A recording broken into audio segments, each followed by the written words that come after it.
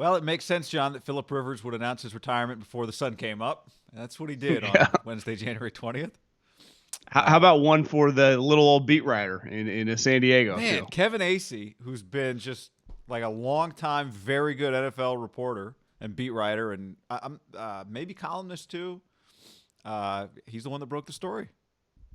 Yeah, You like that? just yeah, not a rap sheet, not a glazer. Just give one for the little guy. It was It either going made to me be, feel good seeing yeah, the headline. it was either going to be Kevin Acee or like the guy that covered Rivers in high school that broke the Exactly. story, right? I'm Guy. That's John. Subscribe to our YouTube channel and give this video a like.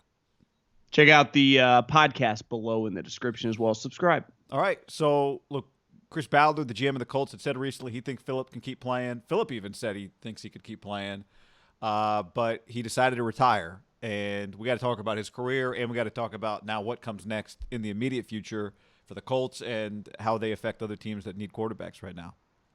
Let's start with Phillip. What do you think? Yeah, I mean, I actually think he had a better season than the casual person would just go, yeah, he's kind of over the hill.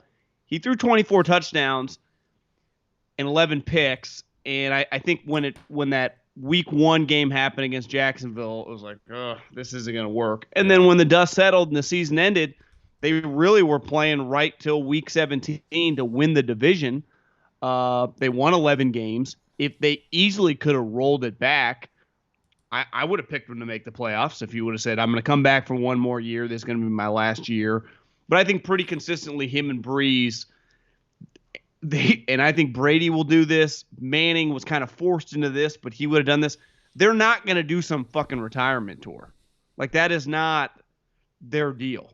Now, I think this was always out there because remember last year, before the season, he was announced as a head coach for his high school. Or the future high school or whatever, right? So it was like it wasn't like Drew Brees going to NBC. This guy's going to be a high school coach. St. Michael Catholic High School in Fairhope, Alabama. But he didn't put there wasn't a definitive date on it. I just think he was fine. Like, they could have rolled it back pretty easily. He was pretty good in that playoff game. Like, watching the game against the Bills. Yeah. They could have won playoff game or two. Like, he wasn't their issue. Now, could they win a Super Bowl with him? No. It would have been very difficult. So. Yeah. I don't believe they could have won it this year. I think part of the Phillip conversation the last few years is that you're right. He'd been very productive this year. He hasn't missed a quarterback start since I think 2006. He's started every game that 2006. So, which is really hard, right? Because it's a long time you got to stay healthy, and people are constantly trying to replace you in the NFL. Jacoby Brissett. Well, no one thinks he's the answer, was just around and available if Phillip was ever bad enough that they needed to go with somebody else. It happened to Peyton at the end of his career, and with a player much worse than Jacoby Brissett. So, I do think part of the Phillip thing is like you watch him and sometimes he felt like he failed the eye test, and then in the end you'd be like, oh my God, he made that throw? How do you make that throw? Part of it's just his throwing motion. As it aged, you thought, oh, this can't keep up. But he did. He kept whipping it out of the holster. But I do think the problem was going to be, I just don't think he was going to be able to make enough throws in the end to make a Super Bowl run this year. I didn't think that was going to be possible for them. But it's not like he was making $7 million giving them a favor or whatever. I mean, he made $25 million, which I think when you take a step back was probably they would say this year was properly paid, wasn't too much. Would have liked to give him maybe 18 or whatever, but that's just the going rate.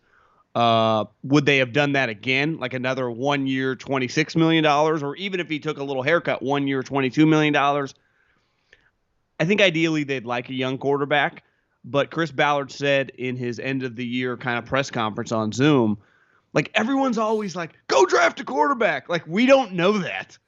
Like no shit, Sherlock. But we can't just take a quarterback to take a quarterback. You gotta get your Mahomes.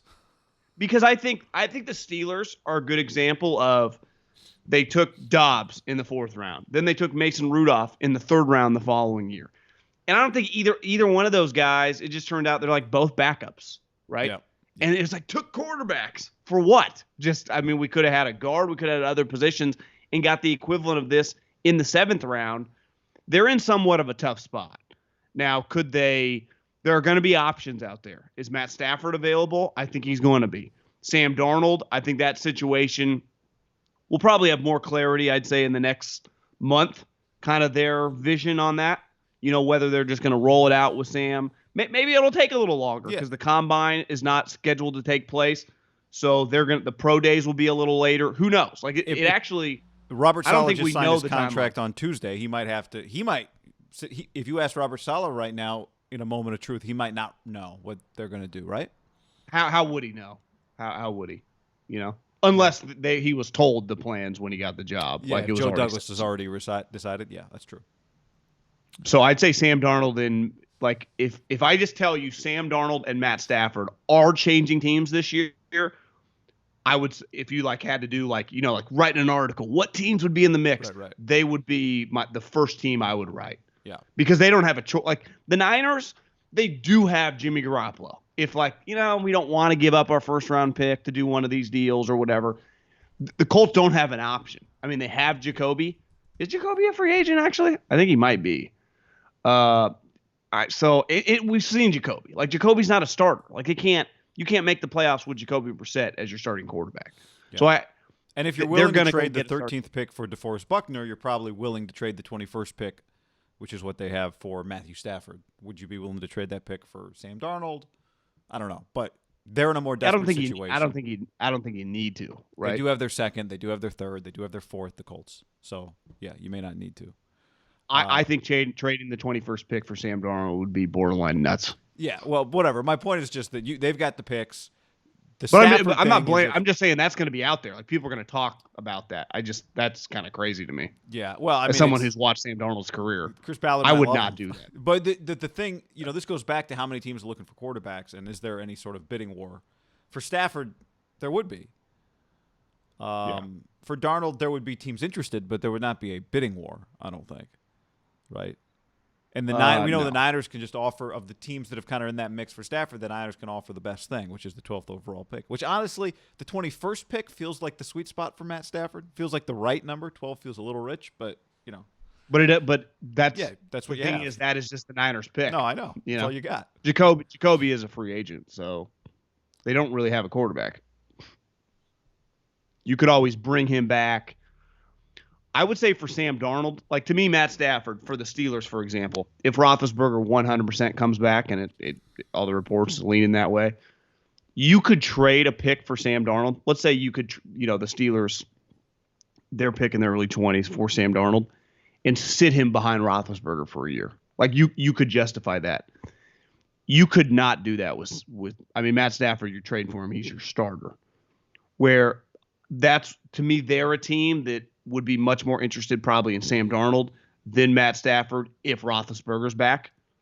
Where Stafford, you have anyone that trades for him, he's your starting quarterback. Yeah, but to me, Ben, if you have Darnold sitting behind Roethlisberger, there will come a time during the season where you go, should we just play Darnold?